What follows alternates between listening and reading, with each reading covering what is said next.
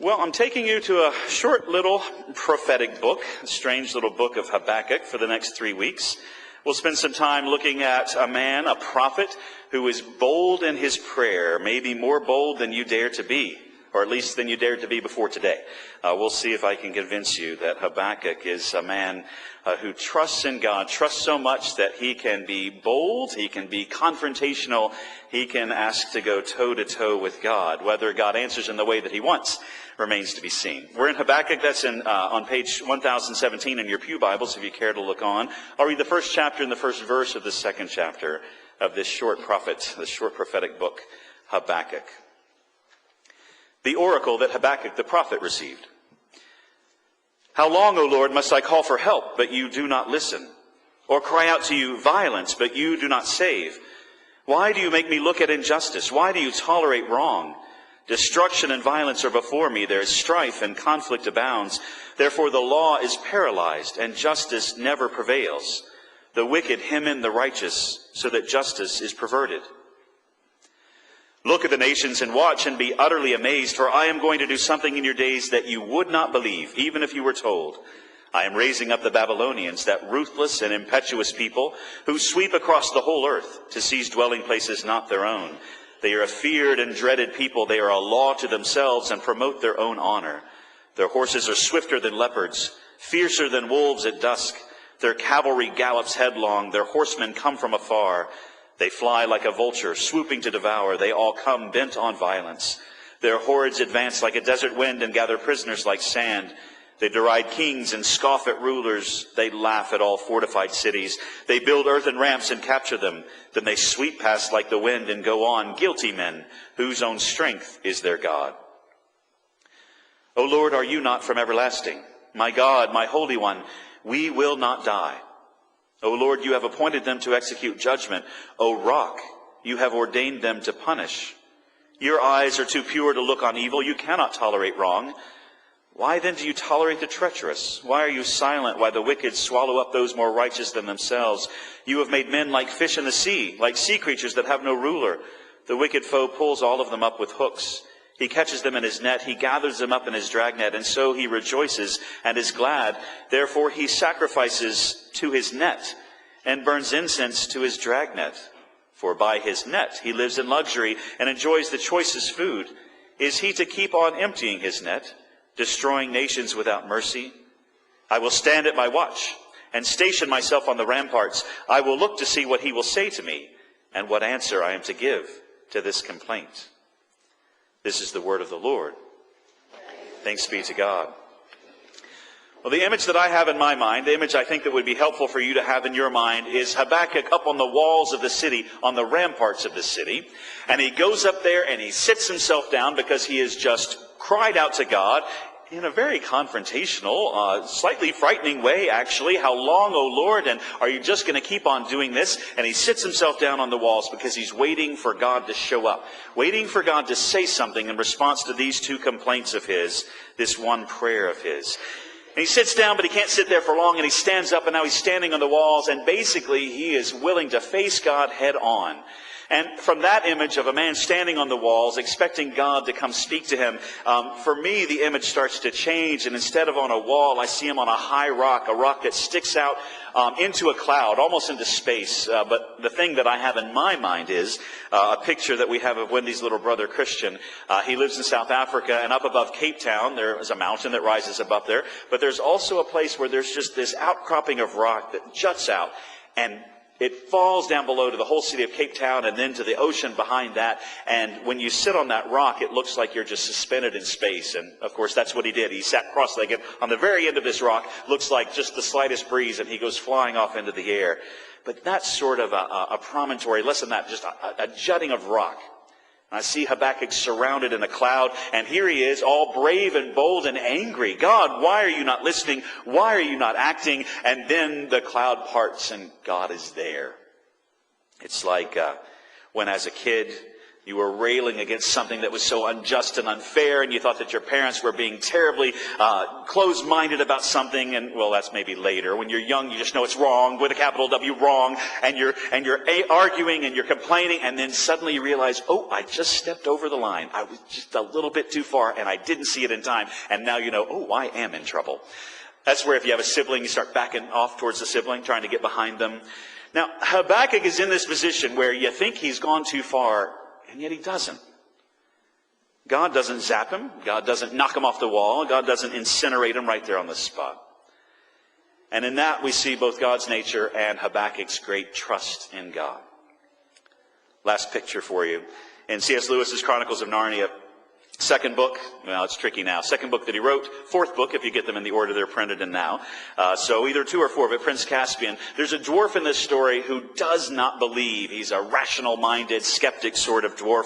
And he doesn't believe all the old stories he's been told. And he certainly doesn't believe in this great lion figure, Aslan. That's Lewis's Christ figure, by the way. He doesn't believe there ever really was a lion. Or if he was, it was a long time ago. He's long dead, and he probably was about a normal-sized lion. And in the course of the story, a lot of things happen, but Aslan, the lion, shows up. And towards the end, there's a great battle, and the dwarf is in the battle. And when the battle's been won, suddenly this dwarf has to reckon with this great lion that he was sure did not exist, could never have been, and certainly isn't going to show up today. And Aslan calls the dwarf forward. And he's brave. He's a warrior. And he walks up right in front of this lion. And then, biggest lion, big as an elephant, the hugest lion you can imagine, roars, and it's an earth-shaking, thundering roar, and his hair and beard are blown back. And yet, he doesn't run, he doesn't hide, he doesn't jump into the river. He sits there and takes it. Because now he believes, and now he trusts that even if he's going to die, he is going to die at the paws of this great figure, this great God. It's the Jesus figure in the Chronicles of Narnia. It's kind of like Habakkuk here. And here's one of the reasons this is on my mind. I hope it doesn't take too much to figure out why, when we talk about things like, why are you tolerating wrong? Why is there all this violence? And why is there all this corruption? And why is there all this injustice in the world? Why that might have occurred to me these last few weeks and months. But it's really not that. Do you remember the book about prayer I was telling you about last week, and how this irreverent sister of ours, Presbyterian sister, will sometimes say to God, all right, pal. She capitalizes pal, by the way, because she's talking to God. All right, pal, it's time to shape up. All right, now, are you going to do anything about this? And if you're not used to praying to God that way, you might think, I'm not really allowed to do that. But it's not just Habakkuk. It's not just other prophets like Jeremiah. You'll find it in the Psalms as well. This crying out to God, being willing to confront God with what is wrong in the world or what is wrong in your life, what seems so terribly unfair or unjust or just tragic, it's just one of the forms of prayer. I usually word it something more like, are you kidding me? Is this really how things are going to be? Can you possibly be serious that this is the way the world's supposed to work? Good news, the world's not supposed to work this way. And better news, God can take that kind of prayer. Habakkuk wants to go toe-to-toe with the Lord of the universe. He is essentially shaking his fist and saying, why is this happening? Why are all these terrible things happening? And God's answer is not what you would expect. See, if you're a little nervous about praying to God that way, if you're a little nervous about bringing all the tragedies and difficulties and troubles and trials and all the disappointments and all the things that are just wrong in this world before God in a very confrontational sort of prayer, then you might be very nervous. Habakkuk should give you reason to say, it's not what we expect. Even the way it starts is not what you expect. It's a prophet, right? And it's a prophetic book. And so you're supposed to be listening for, thus saith the Lord, or the word of the Lord came to so-and-so, son of so-and-so in this place. We do have that. The oracle that Habakkuk the prophet received, an oracle is just a vision or the word given to him. And it's interesting because it's a burden word. It's a load sort of word. Prophets don't usually want to receive visions. They don't look for a chance to have an oracle to speak to the people because it is a burden, and it's a burden they have to unburden themselves of and give to the people. But as you're waiting, ready for thus saith the Lord, the word of the Lord, instead, Habakkuk breaks out into a psalm. And it's not any old psalm. It's not the heavens declare the glory of God, the skies display the wonder of the works of his hands. No, he cries out in a lament. Classic psalm. A lament is not despair. but it's crying out to God to help in time of need. And the psalmist, as well as the prophet, cries out, "How long, O Lord? How long is it going to go on this way? How long are things going to be this way? How long am I going to be overwhelmed? How long must I call for help, but you do not listen? Or cry to you violence, and you do not save? Why do I have to look at injustice, and why are you tolerating wrong? Destruction and violence are before me. There's strife and conflict abounds. There is no justice. The wicked him and the righteous. Justice is perverted." Now, here's the other thing that you don't expect. Habakkuk is not talking about an enemy outside the people. There are plenty of those, by the way, and they're coming. He has no idea how soon. There are enemies outside the kingdom of Judah here, the people of God. He is talking about within the community of faith, within the people of God, political and religious rulers who are supposed to be leading the people to grow closer to God and creating a community of love and service and sacrifice. They are the ones acting unjustly.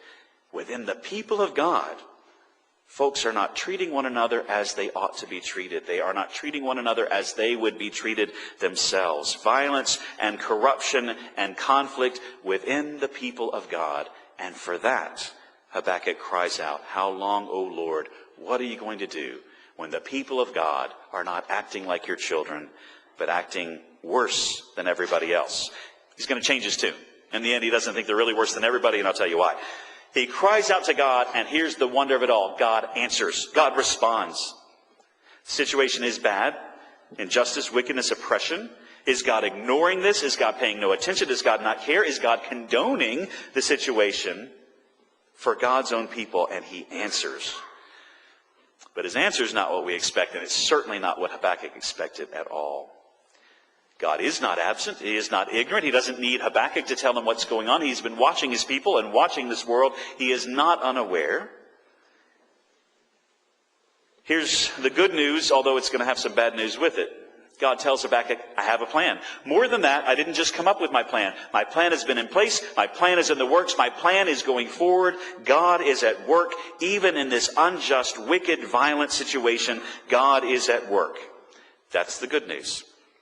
Sometimes we need to hear that good news. On Monday night at the Bible study, we were looking at this great story of Elisha the prophet.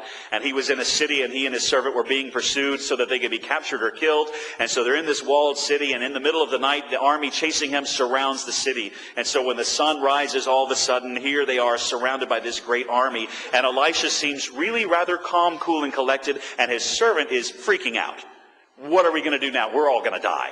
There's a huge army, and there's no way we can defeat them, and we might as well just go to our deaths now. And Elisha prays. His prayer is essentially this: Lord, open his eyes. Open his eyes so he can see what's really there to be seen. And what his servant sees after Elisha's prayer is that he and Elisha are in this walled city, and there's this great army surrounding the city, and then that great army is surrounded by a greater army, the heavenly host of heaven, the God's own army, chariots of fire and horses of fire, and angels are surrounding this other army. They are hopelessly outnumbered and overpowered, and that's the reality. God is at work, and God has a plan, and God's plan's going forward. In Habakkuk's case, all this injustice is happening, and we need something to happen to come in and make it all right. And God's solution is not what Habakkuk thought he was asking for. Sometimes we need to be careful of our prayers. Do we really want what we're asking for? Habakkuk says, "Lord, fix this." And God says, "I was going to fix it. Here's how I'm going to fix it. I'm bringing Babylon in, and they'll take care of things." Babylon, the newest superpower in the area, maybe in the world, they're a terrible people. They're a ruthless enemy. They come in and destroy. They capture and then kill. They take people off into exile. They just glory in their strength and their power. They worship false gods. This is a terrible solution. Not at all what Habakkuk would think. God has a plan. God's at work. And his plan involves the Babylonians, this fierce army who are going to come in and judge God's people for the way in which they dealt with one another, for the way in which they turned away from one another and turned away from God. And the instrument of justice is this horrible nation, this fearsome army, the Babylonians. That leads Habakkuk on to a second complaint and a second part of his prayer. He doesn't actually say, "You've got to be kidding me." He's got to be thinking something like that. The Babylonians? You can't be serious. They are treacherous and they are evil and they swallow people up. But Habakkuk trusts in God. Regardless of how God's going to work out this plan, regardless of how God's going to act in this world, he trusts in God, and he says that first of all. Are you not from everlasting? An infinite, eternal God is the one who is answering me right now. My God, my Holy One, we will not die. Great good news. So even though you brought them in for judgment and ordained them to punish, Habakkuk does say, by the way, maybe you want to rethink this because they're going to do terrible things in executing judgment, and they are going to be treacherous, and they are going to be wicked, and they are going to swallow up those more righteous than themselves, us, the people of God. So we're really bad, and we're behaving really badly, but we're not nearly so bad as the Babylonians, a godless people who are just terrifying even to think of. Are you going to let them swallow up those more righteous than themselves? How can God tolerate the horror that is coming if Babylon comes? Babylon does come. But here's the lovely thing. Cries out, how long, O Lord, is this going to go on? God says, not much longer. I'm going to stop it. Habakkuk doesn't like the way God's going to stop it, and so he prays to God again. This can't really be in keeping with your character, with your nature, with your attributes. Surely there's a better plan here. Have you thought of the fact that they are going to act in horrible, horrible ways? And that's when he sits himself down to wait for God's answer. And that's where the story ends for today, unfortunately. But that's where we started, right? Sits down. I'm going to wait and see what God's going to do. Not going to sit here. I'm going to stand up. I'm going to wait and see what God's going to do. And maybe he's becoming a little bit more nervous than he was before because the Lord of the universe is answering him here. But I love that Habakkuk stand there, willing to go toe-to-toe with God. To what can you compare it? It's not even like a gnat going up against a great blue whale or something. I mean, this is just beyond comparison.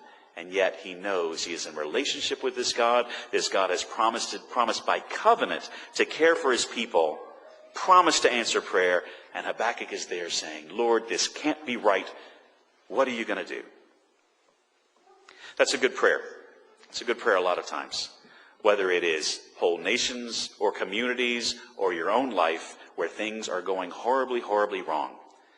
Where you hear bad news, or we read terrible headlines, or we ignore nations at war, whatever it might be. Good prayer. How long, O Lord, do we need to call for help? How long do we cry out violence and you do not save? And to hear that God is still saving. God is still at work. Because the most unexpected thing of all, having more to do with this passage than Habakkuk suspects, and more than we would expect looking at it, here's the most unexpected thing.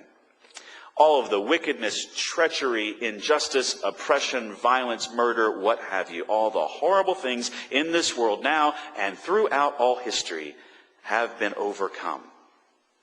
God is not looking on indifferent. God has not turned his attention elsewhere. God's not busy with some other corner of the universe thinking I'll get back to that whole earth thing later, although they've really kind of messed it up and they're not behaving very well. No, God is at work and God is involved and engaged and not ignoring tragedy or heartbreak or horror, not on a national scale and not on a personal scale. God is there, watching and acting. But will we like God's plan? That's the question. You know, in the Gospels, Matthew and Mark particularly, when Simon Peter finally gets to the point where he can recognize and articulate who Jesus is, you are the Christ, the Son of the living God. It's an amazing confession of faith. He gets to this point, Jesus is very excited. Jesus says, on you, Peter, meaning rock, on this rock I will build my church. And Peter's thinking this is going pretty well. What's the next thing that happens? Jesus says, by the way, we're headed to Jerusalem. And when we get there, I'm going to be arrested and I'm going to be tortured and I'm going to die in Jerusalem. And Simon Peter, you are the Christ, the Son of the living God, says, that can't be the plan. You are the one all creation has been waiting for, the one our people have been waiting for hundreds and thousands of years. That can't be right. You can't go to Jerusalem and suffer and die. Don't like that plan, Peter says. Remember what Jesus says to him? Get behind me, Satan, for you have in mind the things of people, the world, not the things of God. God's plan can be hard to take. It can be hard to take because we don't think that it is enough. It can be hard to take because we don't see that this amazing event that happened so long ago affects not just your life and mine, but actually the course of history and the whole world. can we buy God's plan that all the evil and sin in the world do not have the last word. The one who came, the one who died, the one who rose again does have the final victory. Habakkuk was right. My God, my Holy One, we will not die. No, we will not die, but live. Live for God in this world. Live forever in his presence through his great plan, sending Christ to be the sacrifice for our sins. Will you please join me in prayer? O Lord our God, from things eternal, salvation, and the history of salvation, the redemption of the world, to things very personal, when in our hearts and in our lives it seems that things cannot possibly be meant to go this way. Help us to know that it all ties together, because you have declared that all that is wrong, all that is evil, all that is wicked, all that is working against your purposes have already been conquered, and that victory will be perfected in the coming of your Son, our Savior Jesus Christ. Help us to trust in that great plan, to find in you all that we ever needed. I ask in Christ's name. Amen.